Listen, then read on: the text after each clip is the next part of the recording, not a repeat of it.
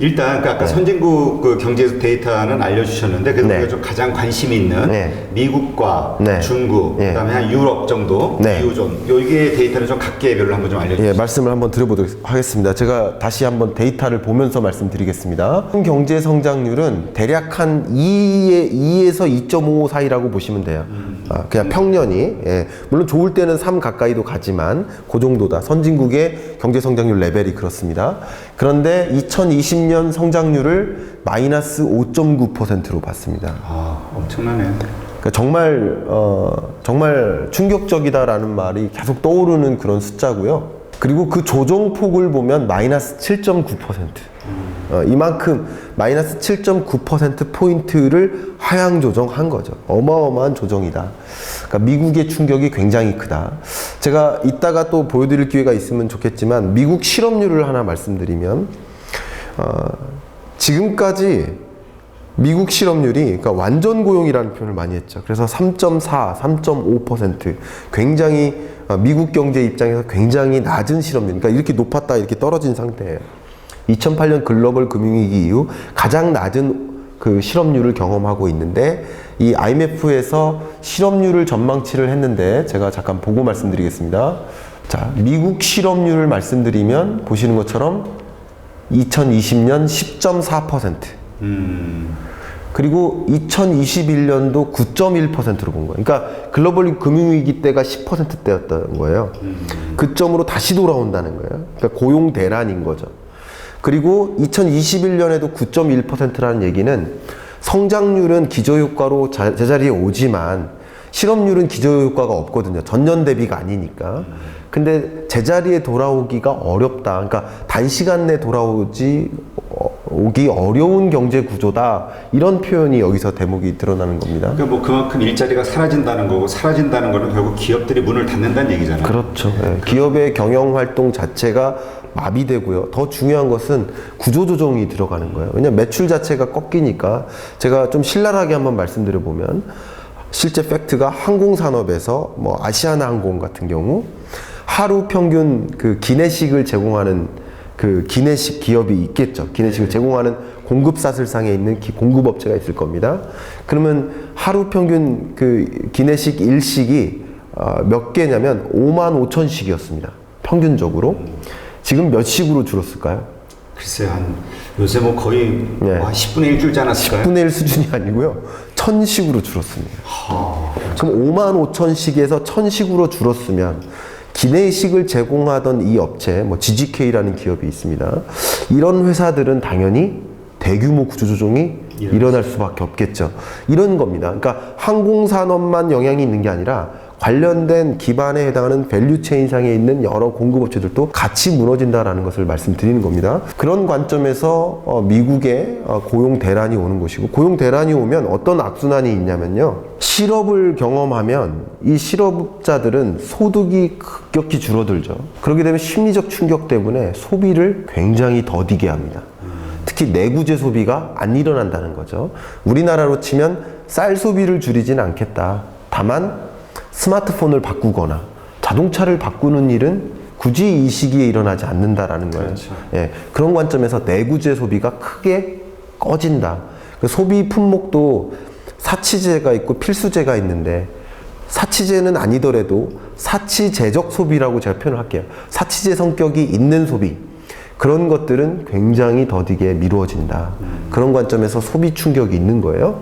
소비 충격이 있으면 기업들은 소비가 꺼질 거라고 보니까 당연히 생산량을 줄여나가겠죠. 그런 것들이 경제에 반영이 되는 거고 구조조정이 일어나는 것이다. 일단 뭐 미국은 엄청난 거고 그다음에 유럽 EU는 어때요? EU를 좀 보도록 하겠습니다. 유로존을 보시면 2019년이 1.2%였어요. 성장률의 레벨이. 그러니까 1%대, 1, 많아야 1.234, 뭐 이런 느낌이에요. 유로존의 성장률은 굉장히 이미 성숙된 나라다. 아니면 뭐 이렇게 혁신적으로 성장 동력이 많은 나라가 아니다. 이렇게 표현하면 좋을 것 같아요. 근데 이 유로존의 성장률이 2020년 마이너스 7.5%입니다. 굉장히 큰 조정이라고 볼 수 있고요.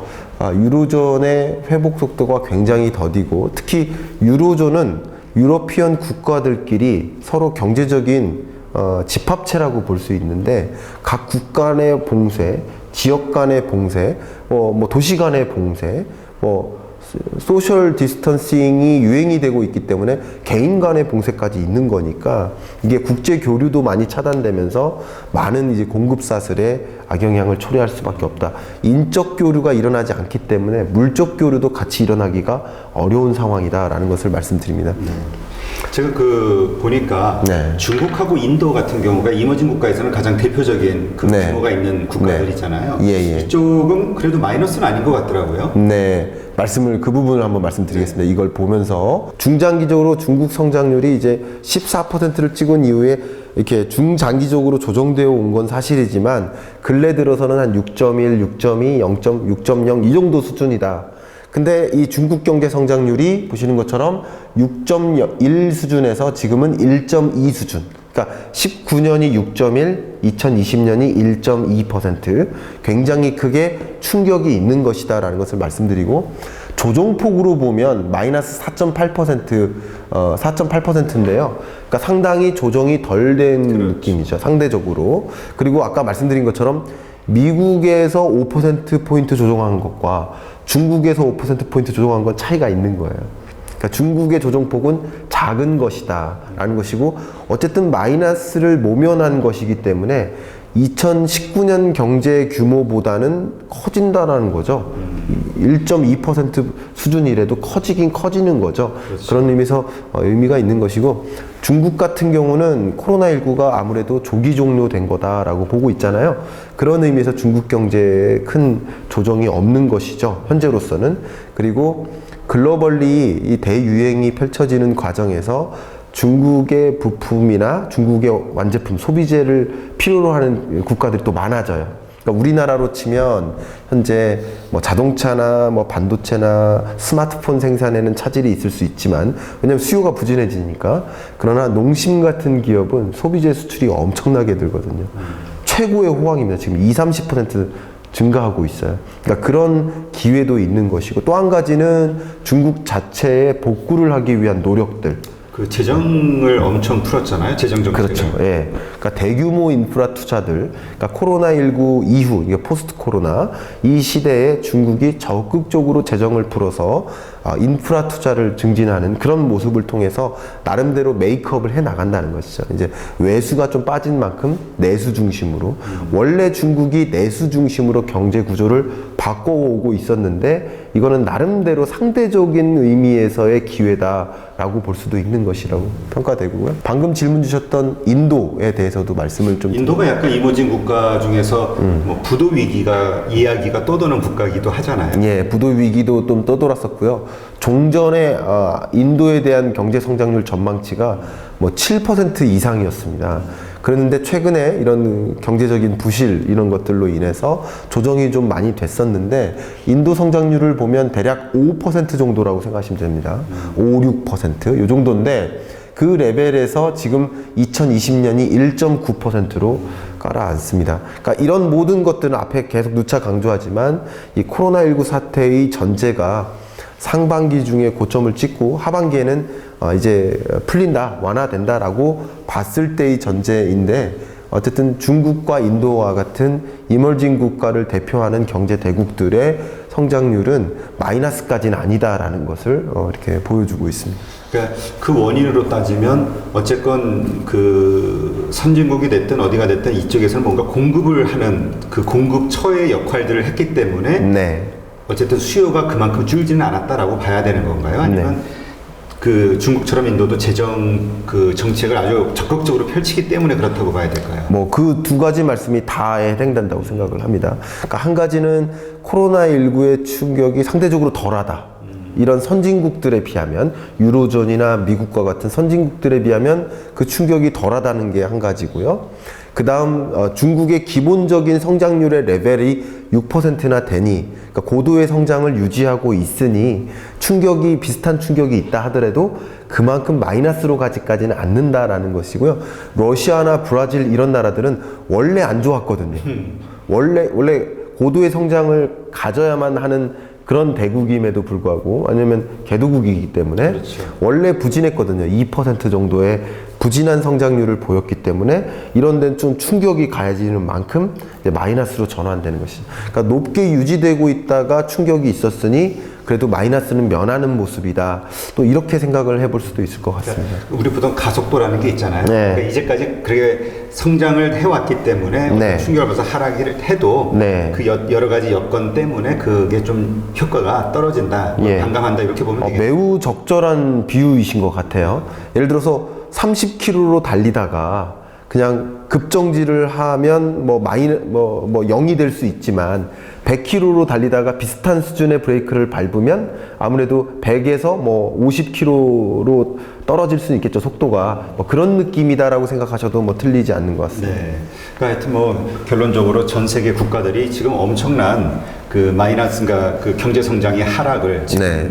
일어날 수밖에 없는 그런 상황이라는 거 네. 정말 중요한 얘기인 것 같고요. 네. 자, 그럼 이 상황에서 네. 한국의 경제 전망 이게 네. 뭐 우리에게 가장 중요한 거죠. 네. 이 한국 경제 전망은 어떻습니까? 네, 한국 경제 전망도 제가 데이터를 보여드리면서 말씀을 드리겠습니다. 한국 경제 성장률 전망치를 좀 말씀드리겠습니다. 2019년 경제 성장률이 2.0%였다라고 말씀드렸죠. 한국 경제로만 말씀드리면 IMF 외환 위기를 겪었던 해, 그 해 다음에, 그러니까 1998년 마이너스 5.1%를 기록합니다. 한국 경제는. 그러니까 한국 경제는 근래 들어 마이너스가 이때 하나예요. 그리고 미리 하나 말씀드리면 숫자적인 반등, 기저효과라고 했는데 이 IMF 외환위기를 겪은 다음에 1998년에 마이너스 5.1%를 기록하고 1999년에는 11.5%로 반등합니다. 이거는 기저효과라는 것이지 말 그대로 경제가 그만큼 성장했다는 뜻이 아닌 거죠. 그러니까 기준년에 비해서 당연히 평타만 쳐도 11.5% 수준이 되는 거라고 볼 수 있는 거죠. 그렇게 말씀드리고요. 그리고 글로벌 금융위기 때 2008년 금융위기를 겪고서 2009년에 우리나라 경제 성장률이 0.8%를 찍습니다. 그러니까 그것도 상당한 저점이었다라고 두 번의 경제 위기를 경험했었다라고 말씀드리고 그때도 역시 2010년에 6.8%로 반등했습니다.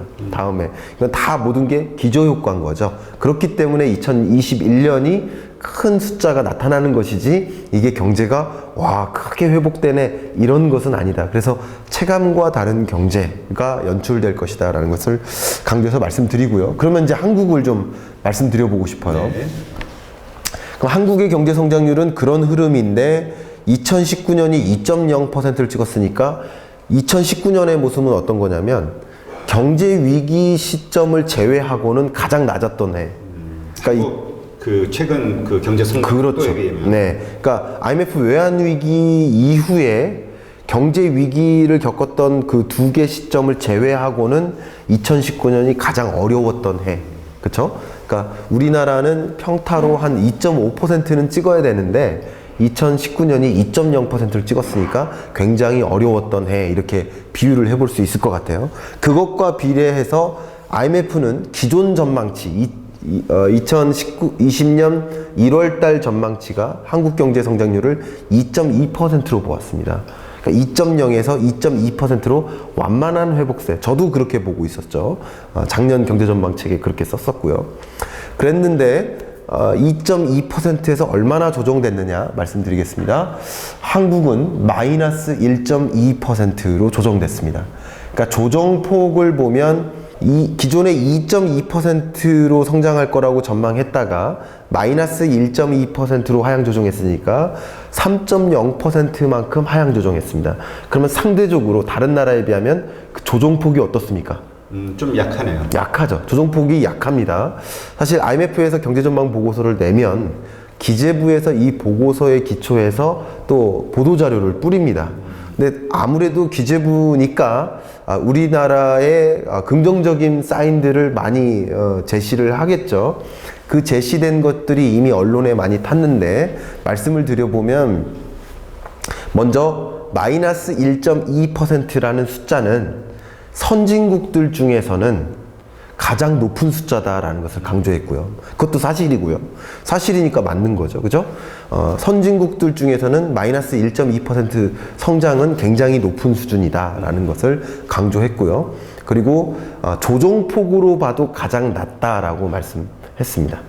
그러니까 IMF가 평가를 했는데 뭐라고 평가했냐면 선제적으로 긴급하게 대책을 펼쳤고 그래서 조기 종식을 위해서 노력을 했고 그리고 경기 부양적인 정책들도 통화 정책이나 재정 정책들을 같이 맞물려 가면서 펼쳤기 때문에 상대적으로 조정폭이 미진하다라는 식으로 IMF에서는 그 평가를 했다라고 말씀드릴 수 있겠습니다. 그 우리 같은 경우는 중국하고의 경제가 정말 그 밀접하게 연관돼 있잖아요. 2008년 금융위기 때도 우리가 조금 빠르게 그 위기 상황에서 벗어났던 것이 중국의 어떤 경제 수출을 통해서 수출 효과 때문에 그랬다는 이야기가 있었죠. 그래서 이번에도 중국이 그렇게 영향이 좀 상대적으로 적다 보면 또 여러 가지 정책들을 통해서 그런 성장이 어쨌든 이루어지고 있으니까 그로 인한 효과는 없는 건가요? 네, 그런 효과도 방금 말씀드린 것처럼 이 IMF에서 얘기를 거론을 했습니다.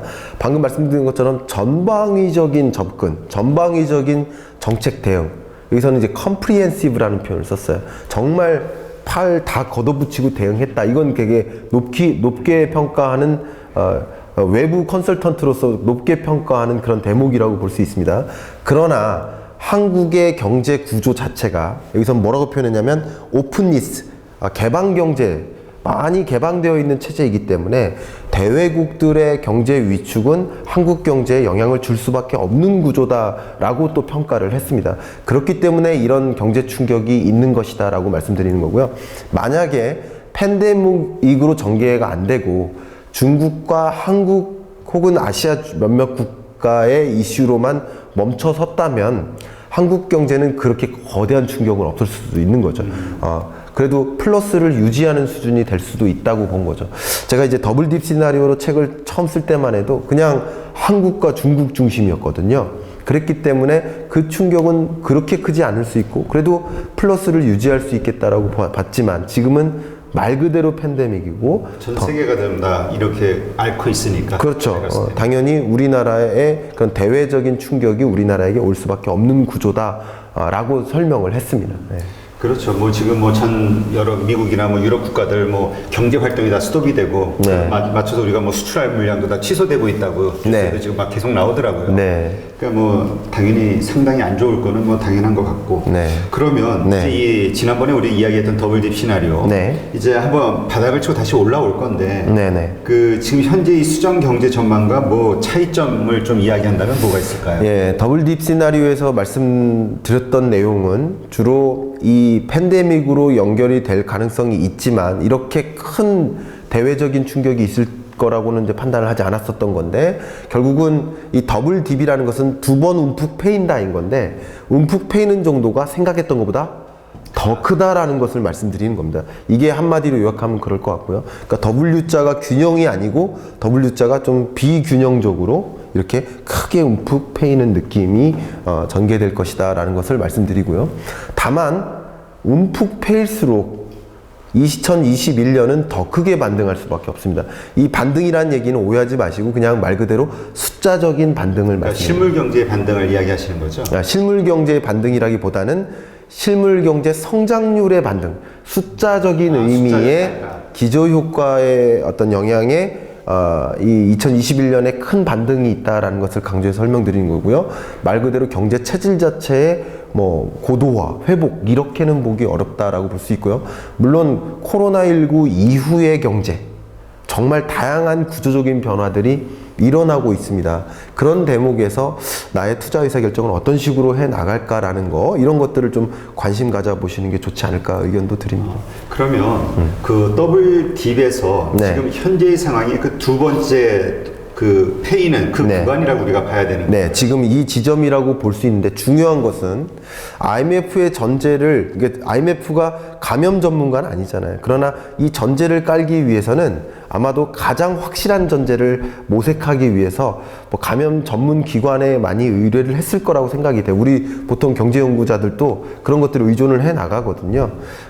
IMF가 만병통치약을 만드는 회사는 아니니까. 자, 그런 의미에서 말씀을 드려보면, 그러니까 이게 더블 딥인데 지금이 그 저점을 이미 왔는가, 그러니까 바닥인가, 아니면 더 큰 바닥이 형성될 것인가에 대한 질문이 던져지는 거죠. 그렇죠. 그러니까 W자의 두 번째 이 꼭지가 얼마나 더 꺼질 것인가, 이 질문을 이제 주시는 것 같은데요. 일단은 상반기 중에 주로 이제 3월 달이죠. 이때 주가는 바닥을 찍었었잖아요. 바닥을 찍고 반등하는 모습이 연출됐어요. 근데 계속 급등락을 반복하면서 올라오고 있죠. 이런 모습을 보면 어쩌면 이 그러니까 주식 시장의 더블 딥은 아직 안 온 상태인 거죠. 그러니까 더 크게 떨어질 수 있는 여러 가지 그 환경 때문에 떨어질 수 있는 가능성이 높다, 이렇게 보시는 거예요. 네, 그거를 제가 한 가지 말씀을 드리려고 하는데요. 아직은 이게 코로나19 사태가 실물 경제 충격이라고 하잖아요. 네. 그러니까 2008년 금융위기는 금융 시스템의 붕괴로 인한 것이고, 그죠? 그리고 외환위기는 외환 시스템의 붕괴였던 거죠. 근데 지금 실물 경제가 붕괴됐으면 실물 경제가 붕괴된 그 실적치들이 나와야 될 텐데, 아직은 그 실물 경제의 충격이 단 한 개도 발표되지 않았다라고 강조하고 싶어요. 왜 그러냐면, 먼저 수출을 보겠습니다. 수출. 3월달 우리나라 수출액이 발표가 이미 됐죠. 근데 3월달 수출액은 전혀 코로나19의 영향이 반영되지 않은 거예요. 왜 그럴 수밖에 없냐면, 아마 수출 관련 일선에 계신 그 회사에서 일선에 계신 분들은 더 잘 아시겠지만, 지금 제가 수출업자예요. 그 수입업자입니다. 그럼 수출 계약을 성사시켜요. 그러면 지금 1월 달에 수출 계약을 성사시키면 그때 주문이 들어가고 제조가 되고 본선에 인도됩니다. 그러니까 우리나라의 수출액은 FOB라는 본선 인도 조건입니다. Free on board라고 합니다. 그러니까 본선에 인도됐을 때, 본선에 물건을 실었을 때 그때부터 수출액이에요. 근데 3월 달에 그 본선에 인도된 수출액은 대부분 1월 달 계약인 거예요. 근데 코로나19가 글로벌리 전개된 시점은 3월 달인데 3월 달에 영향을 받은 그 계약은 4월 달에 반영이 되는 거죠. 그럼 4월 수출액 지표가 아직 안 나온 상태에서 실물 경제 충격이 이미 발생한 것처럼 생각하는 건 아니다라는 걸 말씀드리고요. 아직 그 데이터가 안 나온 거죠. 제가 더 디테일하게 또 말씀드릴게요. 고용 충격이 가장 무섭습니다. 저는 개인적으로 고용 충격입니다. 고용 충격도 지금 현재까지 나온 고용 동향, 우리 고용 동향이라 하면 통계청에서 실시하는 경제활동 인구조사입니다. 경제활동 인구조사는 고용 동향에서 예를 들면 실업자, 취업자, 고용률, 실업률 이런 지표를 발표하는 건데, 지금까지 나왔던 고용 동향은 3월 중순에 발표된 거고요. 3월 중순에 발표된 고용 동향은 2월 고용 동향입니다. 2월 고용 동향이 발표된 거고요. 아직까지 3월 고용 동향이 발표되지 않았어요. 2월 고용 동향은 또 언제 조사하는 거냐?